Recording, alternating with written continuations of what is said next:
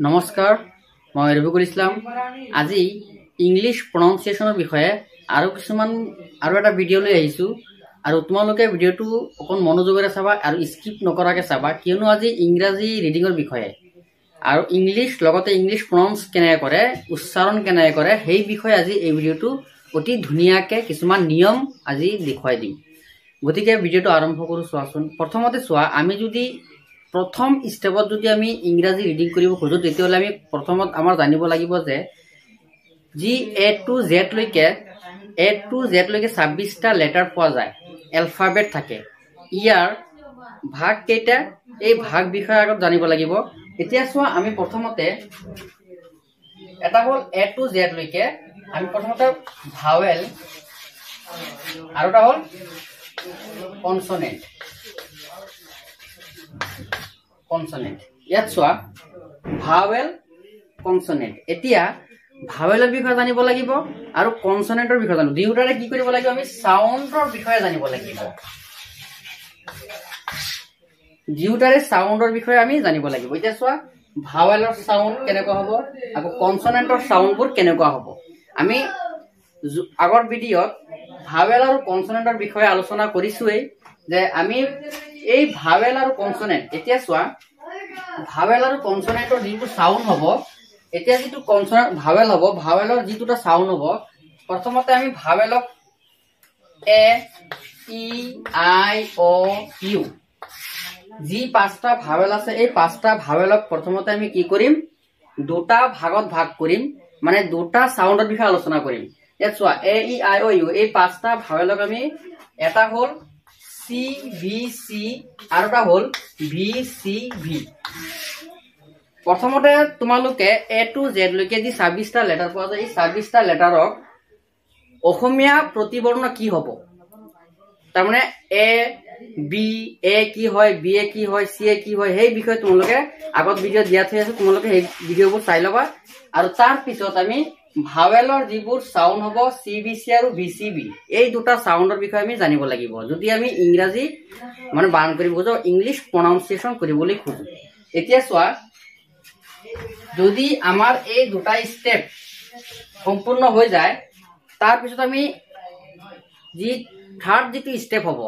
তৃতীয় স্টেপ যেটো হ'ব এটো আমি কি কৰিব লাগিব ইয়াৰ আমি অড প্যাটাৰ্নৰ বিষয়ে জানিব লাগিব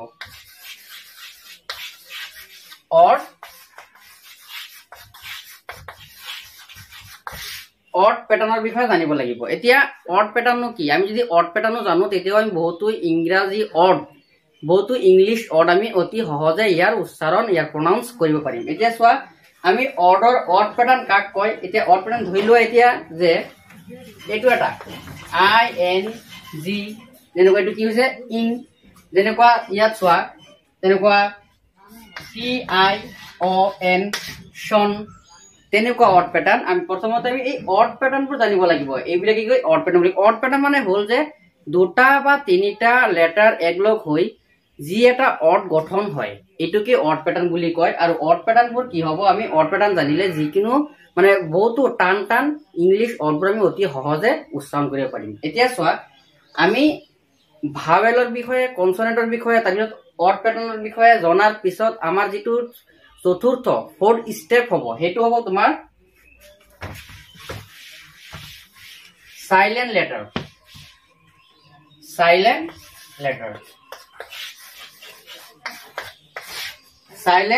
মানে যিবোৰ লেটাৰ সাইলেন্ট হৈ থাকে মানে নধৰে সেইবিলাক যেনেকুৱা তোমালোকে ইয়াত এটা চোৱা মই উদাহৰণ দিছো যেনেকুৱা চোৱা W R I T E right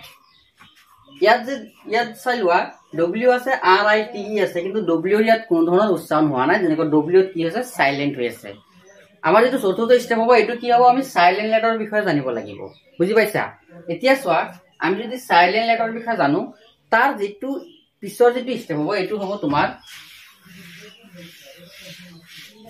তাৰ পিছত যেটো স্টেপ হ'ব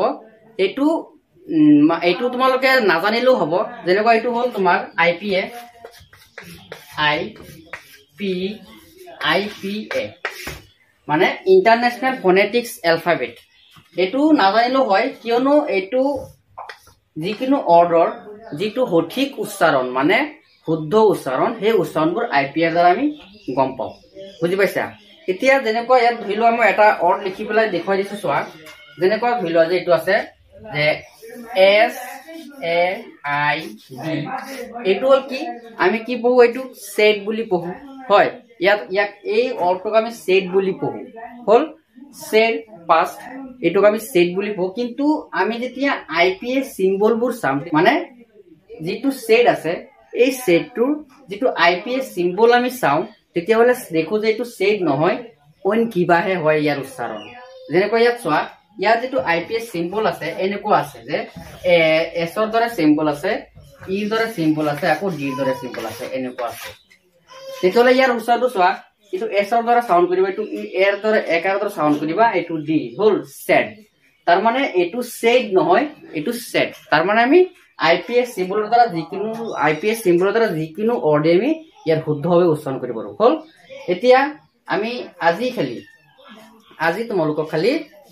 ইংলিশ প্ৰনাউন্স কৰিবলৈ ইংলিশ ৰিডিং কৰিবলৈ বানান কৰিবলৈ যিবোৰ